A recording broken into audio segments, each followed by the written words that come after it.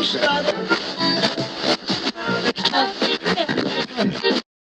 years ago, if you guys told me that there would be a story in the headlines saying that there was a Liberal MP that asked for the kidnapping of a Conservative MP and was allowed to do so and continue to be allowed to run for MP because he just, quote, said he was sorry, I would have thought you were lying to me. Welcome back to the Freedom Pines podcast. I'm your host, Jamie A.B. Don't forget to like, comment, and subscribe. I am here all month with your daily election coverage to cover what you don't see in every part of the corners of the internet. And today we are going to be talking about a couple of different things, but today I'm very angry, and I've already done one take and I erased that take because I don't want to be too angry on the internet, but we need to talk about this because if that's not a perfect analogy for the state of Canada right now, I don't know what is. Mark Carney getting up there, like, my jaw is on the floor. When I am listening to this conference of him saying, like, Elevate Podcast covered this, and he went to I can't believe he went to the rally and drove home and covered this. That is crazy to me. Props to him. I can't even speak properly after 6 p.m. So turning over a Conservative candidate to the Chinese consulate to receive a bounty placed on him by the Chinese Communist Party. Can you explain why you've not dropped him as a Liberal candidate? Thank you for the question. Look, the comments were deeply offensive. This is a terrible lapse of judgment criminal, by not offensive. Mr. Chang. He has apologized for those comments. He has apologized directly now to the person that he mentioned. Apologized directly to him yesterday. I've spoken to Mr. Chang as well over the course of the weekend to understand his position. He is a veteran policeman. Mr. Chang is a veteran policeman with more than a quarter century of service to his community. So he should know better? 28 years of defending rights. Actually, I would love to ask, has he been defending rights or what's been going on? Because if he was a police officer, something tells me he should know that he should not be putting a bounty on a Conservative MP. All right, I'm getting angry. I don't give a shit because are you guys serious? Imagine if this was Pierre Poilievre. Imagine if this was Pierre Poilievre. Genuinely, every single thing feels like it's against Pierre Poilievre, okay? Because can someone tell me why CBC isn't covering this? Can someone actually explain that to me? Because I'm pretty sure that they ran the story that there was election interference in Pierre Poilievre's whatever it is, it's not even right now. It was from 2022 when he won the candidacy. And we all watched his candidacy debate, and I'm pretty sure he won that fair and square, and it is exactly what the Conservatives have wanted out of the Conservative Party for a long time. So I just wanted to go see if Rachel Gilmore covered this. And in the beginning of the video talking about the Liberal MP wanting the head of a Chinese MP, she talks about Trans Visibility Day and how she's mad that Pierre Poilievre didn't speak out. Rachel, how does he know what real day it is when the LGBT community has literally claimed thousands of days, okay? But of course, issues like this are more important to Rachel Gilmore than anything. She's apparently doing election coverage as well, and her boob is almost completely out. So if you want left-leaning boob coverage, go over to Rachel Gilmore herself. The left are willing to look away. Like, I'm at the point now where I solely believe that the people who are still voting NDP, voting Liberal, ABC, are in a cult. I genuinely think that, because if you can't look at things objectively, I posted a video to a left-leaning audience, okay? I pretended I wasn't even voting for Pierre, but I wanted people to know that Mark Carney said that we are the disposable class. So I said, if you're going to vote for anybody, I'm begging you, vote for Jagmeet Singh. I know he's an idiot, but you guys can replace the leader of the NDP. if he gets in and within a year you could replace him with somebody who cares about you guys. Mark Carney does not care. Do you know how many people probably went to my profile, find out that I was voting for Pierre, and commented and said, if you think that Pierre Poilievre has said anything different about us, you're absolutely wrong. No, I'm not, because I think people forget that not everybody who works for the government is an elitist prick. Okay? Liberals, they all know each other. They are literally elitists. I have been watching the conservatives. I have watched conservatives drop leaders that they don't like, that didn't get them anywhere, okay? They will admit when they are wrong. The liberals, the liberals, do not do that. I also guarantee that the people who are on the left right now and love being on the left are people who are genuinely privileged. They have money.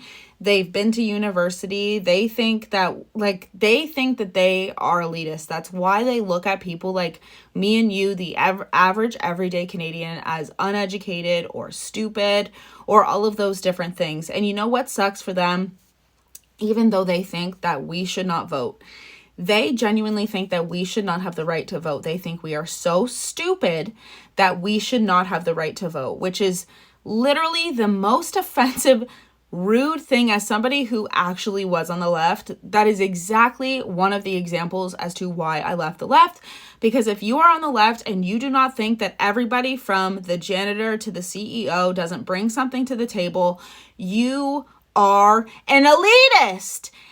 And it doesn't make sense that would be Canadian in the slightest. That is the rudest thing, and that was the exact narrative during the Freedom Convoy that made me leave the left forever. People always wonder what they would do, when they look back on history to things like World War II and stuff. And I promise you that a lot of the left would have been the ones carrying out all of those things, okay? Because the thing is that they are consistently standing up for the oppressor. And I know that me sitting here telling you to vote this time and that I'm endorsing Pierre Poilievre is, coming off as voting for the oppressor, I guess. But at the same time, when Stephen Harper was in, the economy was so good that people like me, people with disabilities, and people who are single moms were able to get ahead in life no matter what. And if that means that I'm sticking up for the oppressor, because I do think that we need law and order, I do think that we need government, I think we need government that isn't corrupt, and I think that we need people who actually are in there and don't look at us as the disposable class, because we can't just magically function without a government. We can't just magically function without law and order. It's why I'm not an anarchist. If you're interested in that, why I'm not a complete anarchist. I am... and that's the thing too, though, is that I also think that regulation needs to happen, because I live in a place of an example where there's a 250-foot mine in the middle, on the outskirts of the town, used to be in the middle of the town, because CEOs were allowed to just come here and do whatever they wanted to do to the land, and they completely destroyed towns up here and the land up here, and now nothing can be done up here. We can't even... I always thought about putting an amusement park. You can't put an amusement park on a place that was covered in mines. It will erode. There will be sinkholes. But yesterday I go on to TikTok and I see someone making fun of the Freedom Convoy people. You are making fun of people for not wanting something injected into your body and then turning around and saying Pierre Poilievre is going to vote against women's rights. Shut up. Shut up. It's a human, are you guys serious? Because weren't you guys the ones who literally and continuously make fun of us if we are injured or tell us that you don't believe us? The left is exhausting, okay? And I was exhausted being on the left, and I genuinely do not... you couldn't pay me to live in that cognitive dissonance anymore. You couldn't pay me. To be living on the left is to be living in cognitive dissonance, and I know that because I was there, and because truly the people who are, I think, voting left right now are people who are convinced that that is the right thing to do, and if they don't do it, then they're not a good person, number one, okay? Young enough, number two,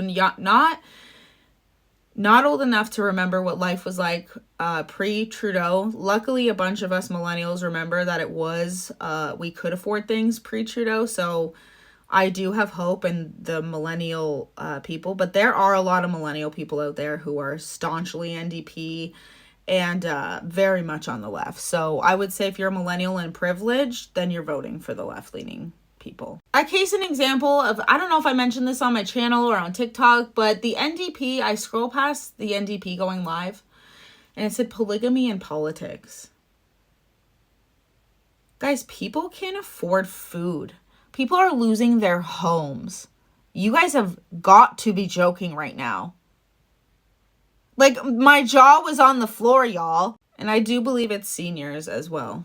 But not every senior is voting for Liberals, because I do think that seniors are struggling right now, because I don't think that people often think that it is people who are on welfare who are loving Trudeau. I don't think that's the case, because I get a baby bonus and it doesn't even do what it used to do. Okay, I'm not even joking when I say that I used to be able to, I don't even know. I used it. I know people who were in such a good financial position because they were much older than us that just saved it for their kid, and they have that for their kid. But I've used it. And we used to buy groceries, but it would also buy other things. Like, I could put part of it away for groceries and take the kids to Niagara Falls or London or wherever for the weekend, okay? Our money used to go a lot farther than it does, and I think a lot of people who, remember that life can remember a time where Canada was like that, and we all know that people are not allowed to speak out, they're not allowed to give their opinions, but guess what? I am once again telling you that no one can see who you vote for at the polls. Okay, when you're there, that is between you and your vote, okay? So if you genuinely want Canada to look like it did before Trudeau, it wasn't perfect, okay? It wasn't perfect at all, but most of us, if we made the steps to get ahead, we could get ahead, okay? A lot of people that I've seen in my life, who came from hard times, were able to get ahead and get over their addictions and overcome a lot during Harper. I have seen more deaths from people in my high school than I ever have during Trudeau. And I've seen more people succeeding during Harper. And that includes me. And I thankfully, I am not dead. I am taking care of myself right now, and forever will have to, because I was sold something that I was told was safe and effective, and that I was a conspiracy theorist for thinking anything otherwise. So, you know what? This election is very personal for me. Very personal. I've been doing this for 3 years on TikTok for free. We don't get paid in Canada on TikTok, and I've been speaking about the corruption for 3 years because I couldn't believe how much the left let me down and continue to do so. They do not admit that people were harmed by the you-know-what. They continue to ignore the numbers of the death count of Canadians since 2021. They continue to ignore even the documents that these companies have put out themselves. They continue to ignore the fact that they're so pro-Canada business now, but the whole point of us protesting when they were shut was because they were shutting our businesses down and creating the biggest wealth gap in history. Okay? I can't believe that I would ever be a person who is standing here telling you guys that I am voting conservative. But that's how much I have realized that we can have a best friend as a prime minister all we want, but genuinely, we need someone like a dad to get in there and put their foot down and say stop, okay? Stop to the corruption, stop to the overspending. This is impacting our lives for real. Stop to the mass immigration. Stop to all of this nonsense, because we have had enough. Canadians, do you know how much it takes for Canadians to start disagreeing with mass immigration? Okay? A lot. Canadians are nice people, and we help each other. And we are noticing that our government hasn't been helping us for 10 years. I am so passionate about this because I have been so affected by this crap. And I was taught, by the feminists to speak out when I am seeing things that are wrong. And now that it's the things that they don't want me to talk about, now I have to shut my mouth. Just like it's amplify Black voices until it's Candace Owens, right? Right. And I can't believe, I am so grateful for you guys getting my name out there and sharing the video and watching the video, because now I am finally popping up on the YouTube algorithm. There is really no reason I shouldn't have before at all, because I had views from last year with like thousands of views. I didn't even realize. I would just upload it and walk away and not really care. And I'd come back and be like, oh my gosh, that's a lot of views. So there was no reason why I shouldn't have popped up. But I am very, very thankful that you guys are here and that this is finally happening. So thank you guys from the bottom of my heart. It truly means a lot. And I will see you tomorrow for another update. I just genuinely could not believe how much the left is letting Mark Carney get away with, because they are so convinced that Pierre Poilievre is the devil. Mark Carney literally has business with Jared Kushner. Jared Kushner is who? One of Trump's kids married, husband. I think it's Ivanka. Ivanka's husband. This is no joke. This is the most important election we've ever had. So please get out and vote. Okay, I'm signing off. Bye.